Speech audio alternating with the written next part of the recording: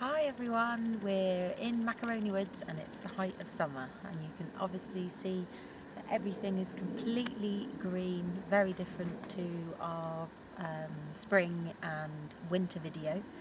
First thing I'm going to note is the singing nettles, nearly as tall as me, and there's loads of them. They're carpeting the forest floor, as well as lots of brambles. Okay, we'll walk down into the woods. We've also got lots of this plant, which is called woundwort, which looks like stinging nettles and is very fluffy but doesn't actually sting, and has a really horrible smell. Smells like rotting flesh. It was used in the old days to help treat wounds, hence the name.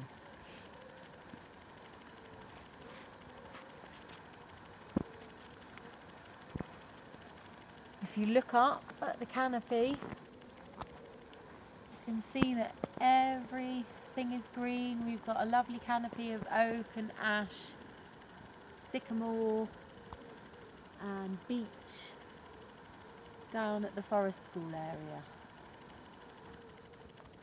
Okay, so we're at the forest school site, and I wanted to point out these beautiful orange and red berries.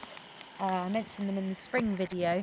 That's lords and ladies, and the berries were green and they're just starting to become a lovely autumnal reddy orange. Red meaning danger. They are very toxic. So if we zoom out and go over to the forest school area from a different angle, and I just wanted to look up at the canopy again because it's a lot denser here. Even when it rains, the rain doesn't really get through because we've got all the protection from the leaves. A lot more beech in this canopy compared to the one we've just taken.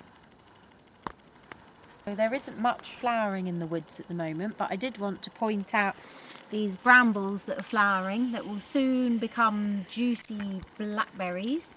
And then over here we've got herb Robert, which is a relation to the geranium family, and it's a lovely pink flower, which is quite a contrast on the forest floor against the green.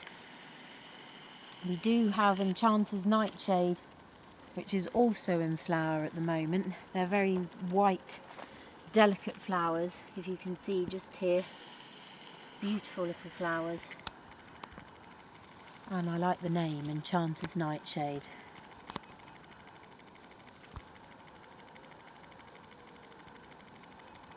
So here we are talking about the trees now. So we were talking about the trees and how to identify them in the winter by their buds.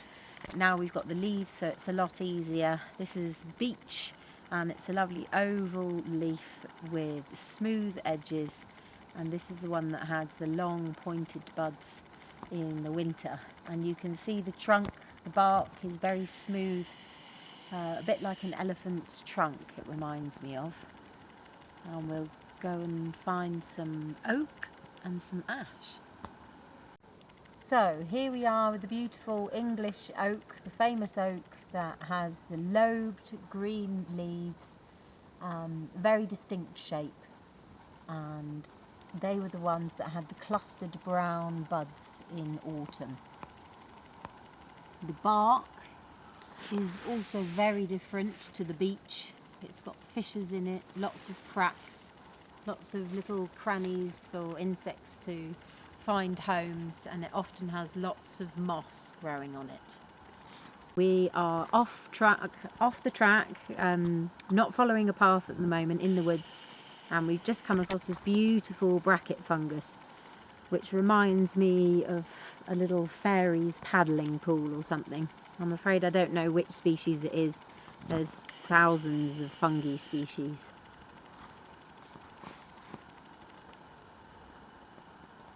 This is the sycamore.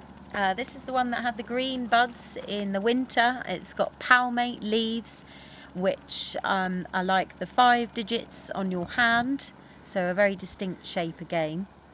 And it has the helicopters that come down. It's an acer, like the Japanese acers that we get in our gardens. And the bark, as you can see, is all cracked and patchwork with different colours. A very good indicator in the winter as well that you're looking at a sycamore, and quite beautiful, I think.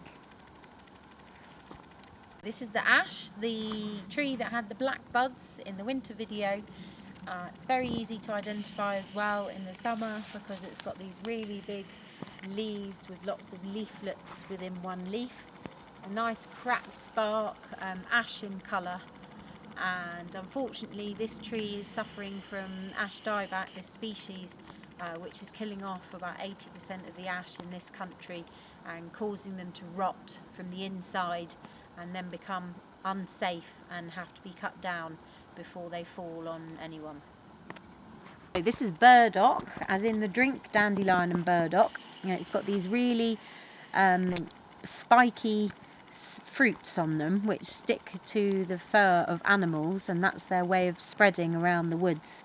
But obviously, as dandelion and burdock says in the name, you can actually use it to eat. It's edible, so that's a nice woodland plant that we can use. Here we have the bramble, the delicious bramble bush that gives us the blackberries in the autumn. You can see here that we've got some pinky white flowers still, but at the same time just behind we've got the flowers have dropped off and some of the fruits are starting to form, so they'll be beautifully delicious in another month or two. So today we're finishing off at our beautiful pond. You can see the view in the background. That's actually looking over Oxford. All of these purple flowers that are looking stunning at the moment are a type of aquatic plant called purple loosestrife, which the bees absolutely love.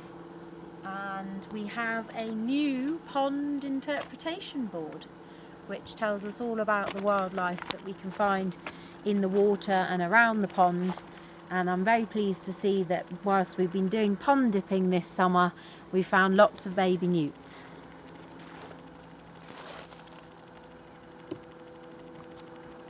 I'm quite enjoying this.